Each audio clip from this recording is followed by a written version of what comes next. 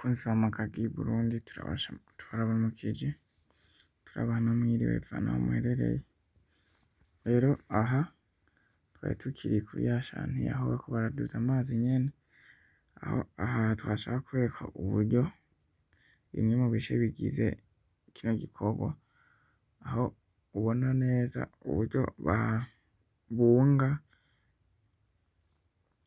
itiyo barimwo barimbisha. Rero urumva n'ibitiyo biremereye gose, aho kimwe kiba gipima nk'ibiro 30.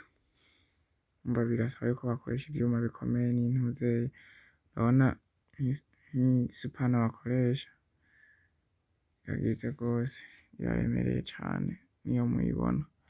Birasaba yuko ibintu vyinshi kugira bamera nk'abahonda kuko bisaba inguvu nyinshi. Rero aha mubona bariko barugurura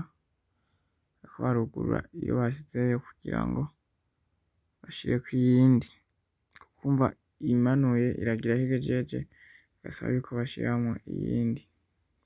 Rero uku nibwo bategesha kugira ngo bafatishe iyindi canke batereke impera kugira iyindi bayizane bayishireko. Rero urabona yuko atari igikorwa coroshe, si igikorwa coroshe, ariko urazi ko kagumye bagumako kandi ni ngombwa umuntu ushaka umubira birakuya. Rero aho mubona baba bariko baragira ahantu hagiye kutuvu bakureko kugira ngo ifiriyere barimwo barugarirako icuma cimba ntizimere nabi. Ico ubona ko arazingirako nico cimba burya, kiba kiboheye kuri iyo tibe kiragenda, imashini ikaguma ikigira rotation ikizungurutsa mpaka kikagenda kikagera aho igera. Nico mubona cimba. Ushobora kwiyumvira ati ico kintu cimba kimeze gute? Ico ubona ko gifise ibintu bitatu biguma bizunguruka wumva nivyo biba biriko birimba. Rero bakunzi bacu turasaba utaragira subscribe ko yobigira kugira ngo uzabone ibiganiro bitandukanye bigezweho uko tuza turabishirako. Kwahirize namwe ntiturinda kubibasaba, mwama mwabikoze mugira comment, sharing kugira ngo bishikire benshi, kandi n'ivyiyumviro vyanyu bize biradufasha mu bikorwa vyacu vyo dukora buri munsi. Murazi yuko tubikora ku bwanyu, murazi yuko tutabafise ntaco twobikoza kuko ntaco twobikorera.